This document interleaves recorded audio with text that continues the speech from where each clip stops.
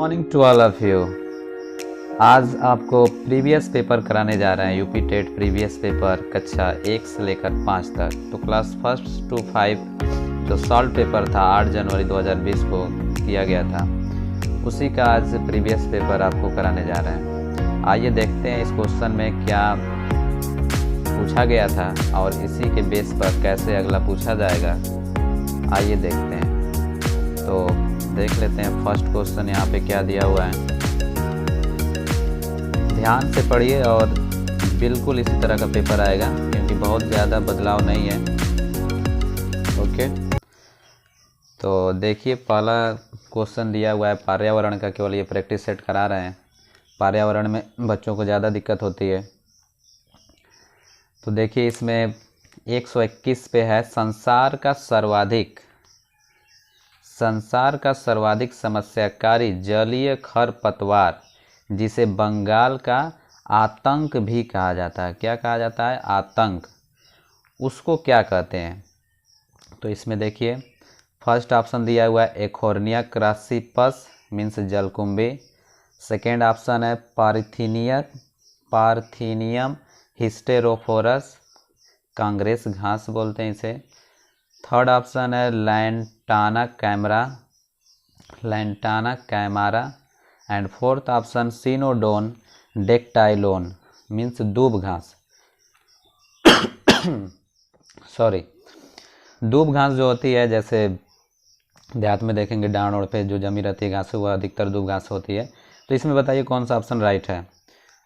तो इसमें ऑप्शन आपका करेक्ट हो जाएगा फर्स्ट, एकोर्निया क्रासिपस, जिसको जलकुंभी कहते हैं। ओके, अगला देखते हैं नेक्स्ट क्वेश्चन आपका है वायरस के अजैविक होने का लक्षण है। मीन्स वायरस के अजैविक होने का क्या लक्षण है। तो पहला ऑप्शन दिया है यह प्रजनन नहीं कर सकता है। सेकेंड ऑप्शन है इसमें प्रोटीन नहीं पाया जाता है। थर्ड ऑप्शन है इसमें वंशानुगत सामग्री नहीं पाई जाती है। चौथा ऑप्शन है इसको क्रिस्टल के रूप में परिवर्तित किया जा सकता है। ओके, तो 122 ये पर्यावरण का क्वेश्चन है। आप बताइए इसमें कौन सा राइट आंसर है।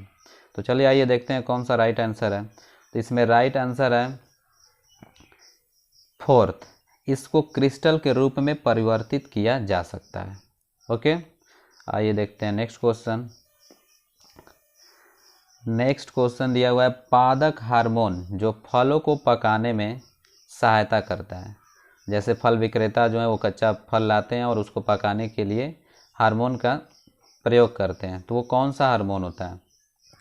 फर्स्ट ऑप्शन है साइटोकाइनिन, सेकेंड है जिबरेलिन एंड थर्ड ऑप्शन है ऑक्सिन बोलते हैं इसे, and fourth option is ethylene. बहुत ही फेमस क्वेश्चन है, बार बार पूछा जाता है एग्जाम में। तो इसमें बताइए कौन सा ऑप्शन इज करेक्ट। तो इसमें देख लेते हैं कौन सा ऑप्शन सही है। इसमें ऑप्शन सही है आपका इथाइलिन। कौन सा ऑप्शन सही है? इथाइलिन। यही फलों को पकाने में काम करता है। नेक्स्ट क्वेश्चन देखते हैं।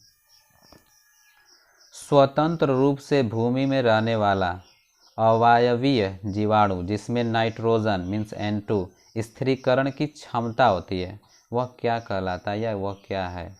ओके, तो फर्स्ट ऑप्शन दिया हुआ है क्लास्ट्रीडियम, सेकेंड है राइजोबियम, थर्ड ऑप्शन है एजोटोबैक्टर एंड फोर्थ ऑप्शन है विब्रियो। तो इसमें बताना आपको कौन सा सही है। तो इसमें first option is correct. Okay, पहला ऑप्शन इसमें सही है। अब फर्स्ट ऑप्शन है क्लास्ट्रीडियम ही ऐसा चीज़ है जो स्वतंत्र रूप से भूमि में रहने वाला अवायवीय जीवाणु जिसमें नाइट्रोजन स्थिरीकरण की क्षमता होती है, उसे क्लास्ट्रीडियम बोलते हैं। नेक्स्ट देख लेते हैं क्या कौन सा क्वेश्चन है।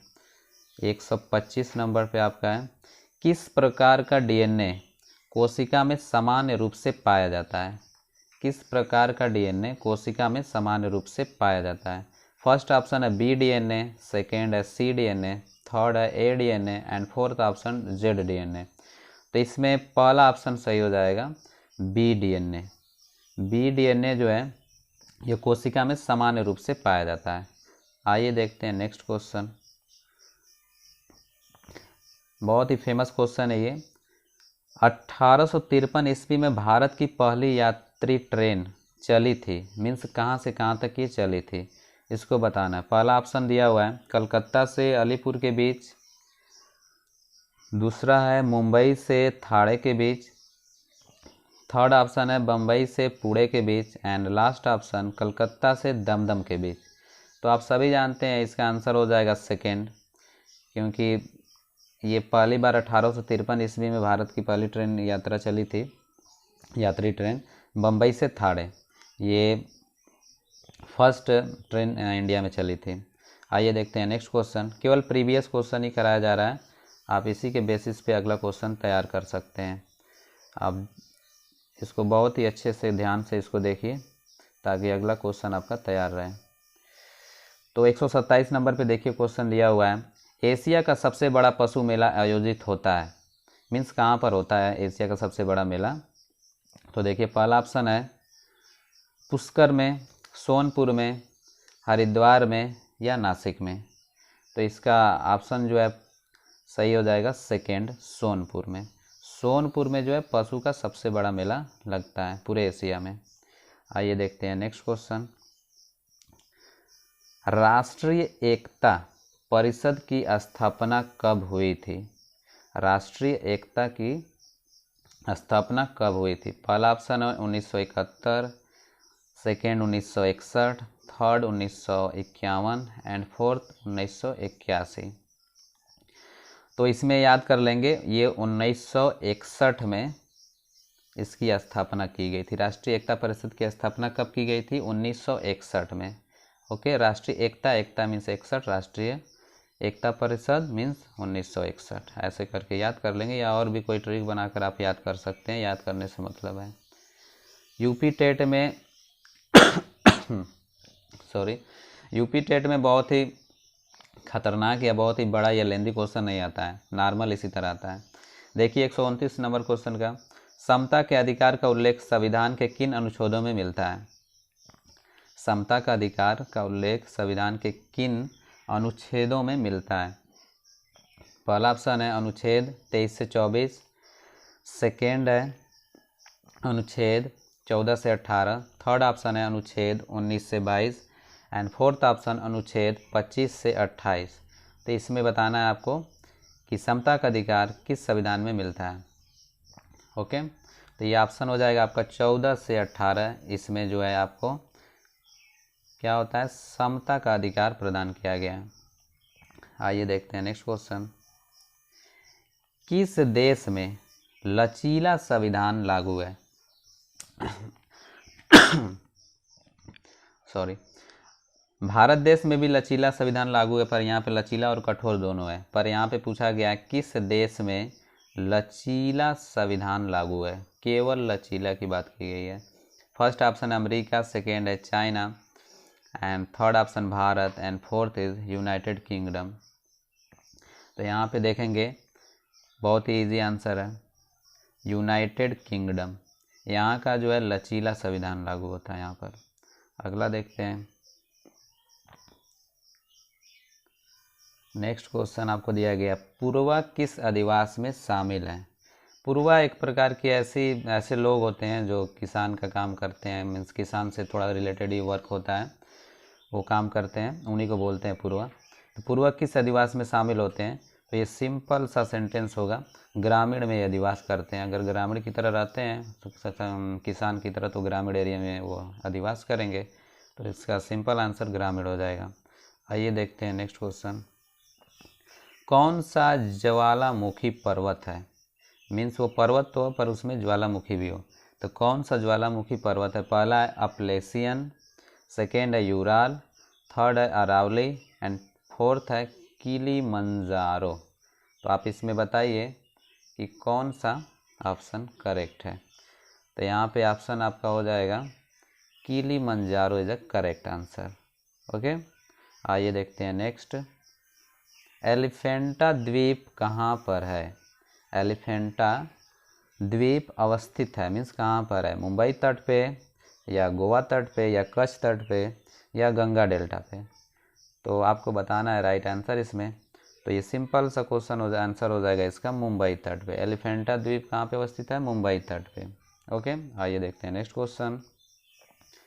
मानसूनी वन पाए जाते हैं जहाँ वर्षा होती है, मतलब कितने सेमी से कितने सेमी तक वर्षा होती है, तो उस क्षेत्र को मानसूनी वन में घोषित कर देते हैं। पहला ऑप्शन है 50 से 150 सेंटीमीटर, सेकेंड ऑप्शन है 150 से 200 सेंटीमीटर, थर्ड ऑप्शन है 70 से 200 centimetre, and fourth option is 70 to 100 centimetre. तो which answer is correct, you have to tell me. Means 135 को आंसर, तो इसका आंसर हो जाएगा आपका ऑप्शन नंबर 3, 70 से 200 सेंटीमीटर। ओके, 70 to 200 सेंटीमीटर जहाँ पे वर्षा होती है वो मानसूनी वन में गिने जाते हैं या सम्मिलित किए जाते हैं। आइए देखते हैं नेक्स्ट क्वेश्चन। कार्बी एंगलोंग पठार विस्तार है, मीन्स कार्बी एंगलोंग पठार कहाँ पर है? तिब्बत का पठार में को बोलते हैं, या तिब्बत का पठार, या हिमालय का, या प्रायद्वीपीय पठार का, या शान पठार का? तो इसका आंसर आपको बताना है। तो इसका आंसर सिंपली हो जाएगा प्रायद्वीपीय पठार का। कार्बी एंगलोंग पठार विस्तार है प्रायद्वीपीय पठार का। आइए देखते हैं नेक्स्ट, आइए नेक्स्ट देखते हैं। तो 136 नंबर क्वेश्चन को देखते हैं। भारत में महिलाओं के लिए आरक्षण की व्यवस्था कहाँ पर है? मंत्रिमंडल में, या विधानसभा में, या लोकसभा में, या चौथा ऑप्शन आपका दिया हुआ है पंचायती राज संस्थाओं में। तो यहाँ पे पंचायती राज्य संस्थाओं में महिलाओं के लिए आरक्षण की सुविधा प्रदान की गई है। आइए देखते हैं नेक्स्ट क्वेश्चन। किसी राज्य के राज्यपाल की नियुक्ति, किसी राज्य के राज्यपाल की नियुक्ति के लिए कम से कम कितनी आयु होनी चाहिए? मिनिमम 50 साल, 35 साल, 30 साल, 45 साल। तो ऑप्शन यहाँ पे थर्ड सही हो जाएगा, 35 वर्ष। ओके, सब लोग जानते हैं, बहुत इजी क्वेश्चन था ये। नेक्स्ट क्वेश्चन देखते हैं। सूची फर्स्ट और सूची थर्ड सेकेंड को सुमेलन करते हुए सही कुट चुने, मतलब सूची ए और सूची सेकंड को आपको मिलाना है। ओके, तो यहाँ पर आप बताइए कौन सा हो जाएगा। तो यहाँ पे देखते हैं आप आंसर कौन सा होता है। आंसर नंबर फर्स्ट यहाँ पर करेक्ट है, मीन्स फर्स्ट का ए आपका ऑप्शन सही हो जाएगा। ओके, फर्स्ट का आपका कौन सा ऑप्शन सही होगा? ए। देख लेते हैं भारतीय संघ जो है वो किससे मैच करेगा? मतलब उसमें कौन सा आता है? तो प्रधानमंत्री आता है। ओके, फिर सेकंड पे तो ये क्या हुआ? राज्य। ओके, तो बी का कौन सा हो जाएगा आपका? थर्ड हो जाएगा राज्यपाल। राज्य में कौन रहता है? राज्यपाल। इस तरह इसको मैच कर सकते हैं। सी ऑप्शन पे दिया हुआ है नगर निगम, इसका हो जाएगा आपका मेयर। और लास्ट है ग्राम पंचायत, तो ग्राम पंचायत में सरपंच होते हैं। आइए देखते हैं नेक्स्ट। अनुच्छेद 356 का प्रथम प्रयोग कब और कहाँ पे हुआ था? तो इसका फर्स्ट ऑप्शन दिया हुआ है जम्मू और कश्मीर 1956 में, सेकंड केरल और 1959 में, थर्ड ऑप्शन है बिहार 1958 में, चौथा ऑप्शन है मध्य प्रदेश 1957 में। तो करेक्ट आंसर हो जाएगा इसका केरल 1959 में। आइए देखते हैं नेक्स्ट क्वेश्चन। नगर निगम द्वारा कौन सा कर लगाया जा सकता है? पहला है चुंगी कर, सेकेंड है गृह कर, और थर्ड है मनोरंजन कर, और चौथा है ये सभी। तो आप बताइए इसमें से कौन सा ऑप्शन करेक्ट है? तो इसमें ये सभी कर लगाए जा सकते हैं। गृह टैक्स भी लगाए जाते हैं, चुंगी कर भी लगाया जाता है, और मनोरंजन कर भी लगाया जाता है। ये सभी जो है नगर निगम के द्वारा लगाया जा सकता है। आइए अगला देखते हैं।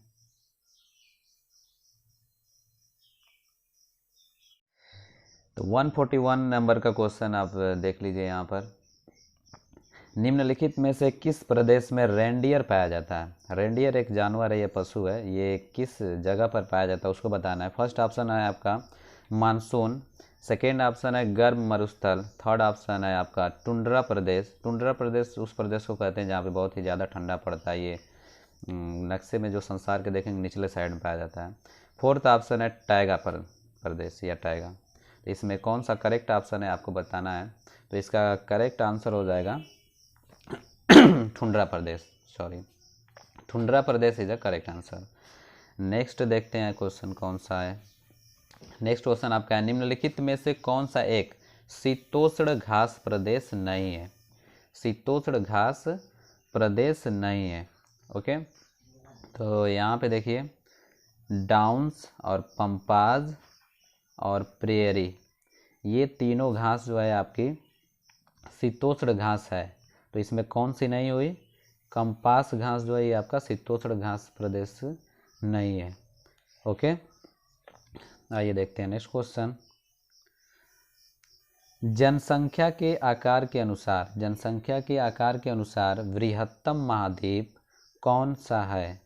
बृहत्तम मीन्स सबसे बड़ा, कौन सा है। ओके, तो ये बहुत ही सिंपल क्वेश्चन है, जानते हैं ये सभी लोग। एशिया महाद्वीप, एशिया महाद्वीप जो है ये संसार का जनसंख्या के आकार के अनुसार सबसे बड़ा महाद्वीप माना जाता है। नेक्स्ट क्वेश्चन आइए देखते हैं। नेक्स्ट क्वेश्चन आपका दिया हुआ है भारत में थारू जनजाति कहाँ पर निवास करती है। भारत में थारू जनजाति कहाँ पर निवास करती है। पहला ऑप्शन है उत्तराखंड में, सेकेंड ऑप्शन है उत्तर प्रदेश के तराई क्षेत्र में, और थर्ड ऑप्शन है थार मरुस्थल में, और फोर्थ आंसर है झारखंड में। ओके, तो इसके बताने आपको आंसर, इसके आंसर दो हैं, मीन्स उत्तराखंड में भी ये थारू जनजाति पाई जाती है और उत्तर प्रदेश में भी जनजाति ये पाई जाती है। इसलिए पिछली बार जो ये प्रीवियस ईयर का जो ये पेपर है इसमें बोर्ड की तरफ से इसको सभी को आंसर का इसको नंबर दिया गया था इसका, क्योंकि ये दो ऑप्शन यहाँ पे सही हो गया था। आइए देखते हैं नेक्स्ट। भिलाई इस्पात संयंत्र स्थित है। भिलाई इस्पात संयंत्र कहाँ पर है, छत्तीसगढ़ में है, या सेकेंड ऑप्शन झारखंड में है, थर्ड ऑप्शन मध्य प्रदेश में है, या फोर्थ ऑप्शन उड़ीसा में है। तो इसको बताना है आपको कि भिलाई इस्पात संयंत्र कहाँ पर है। तो इसका आंसर करेक्ट होगा आपका छत्तीसगढ़ में। भिलाई इस्पात संयंत्र कहाँ पे है, छत्तीसगढ़ में। आइए देखते हैं नेक्स्ट क्वेश्चन। निम्न में से कौन सा अचल जीव का उदाहरण है। अचल जीव का उदाहरण, ओके, अचल जीव का आपको उदाहरण बताना है। फर्स्ट ऑप्शन है काइटन, सेकेंड है लीच, थर्ड ऑप्शन है आपका यूप्लेकेटेला, एंड फोर्थ ऑप्शन है इकनस। तो आपको बताना है इसमें कौन सा ऑप्शन करेक्ट है। तो आपका करेक्ट आंसर इज यूप्लेकेटेला। यूप्लेकेटेला जो है आपका अचल जीव का एक उदाहरण है। आइए देखते हैं नेक्स्ट क्वेश्चन। नेक्स्ट क्वेश्चन आपका दिया हुआ है प्रोटीन अणुओं की इकाई क्या होती है। प्रोटीन अणुओं की इकाई क्या है। फर्स्ट ऑप्शन है अमीनो अम्ल, सेकेंड ऑप्शन है वसा अम्ल, थर्ड ऑप्शन है ग्लूकोज, एंड फोर्थ ऑप्शन है विटामिन। तो आपको बताना है इसमें प्रोटीन अणुओं की इकाई। तो इसका आंसर हो जाएगा अमीनो अम्ल। क्या हो जाएगा, अमीनो अम्ल। ओके, आइए देखते हैं नेक्स्ट क्वेश्चन। निम्न में से कौन सा अंगक पादप कोशिकाओं में अनुपस्थित होता है। फर्स्ट ऑप्शन है रिक्तिकाएं, सेकेंड ऑप्शन है लवक, थर्ड ऑप्शन है सेलुलोज कोशिका भित्ति, एंड थर्ड ऑप्शन है तारक काय। तो इसका सही आंसर हो जाएगा आपका करेक्ट आंसर इज तारक काय। इसी में अंगक पादप कोशिकाएं उपस्थित नहीं होती हैं, अनुपस्थित होती हैं। आइए देखते हैं नेक्स्ट क्वेश्चन। मनुष्य के शरीर की सबसे बड़ी ग्रंथि क्या है। पहला है अधिवृक्क ग्रंथि, सेकेंड है पीयूष ग्रंथि, थर्ड है अग्नाशय, एंड लास्ट है यकृत।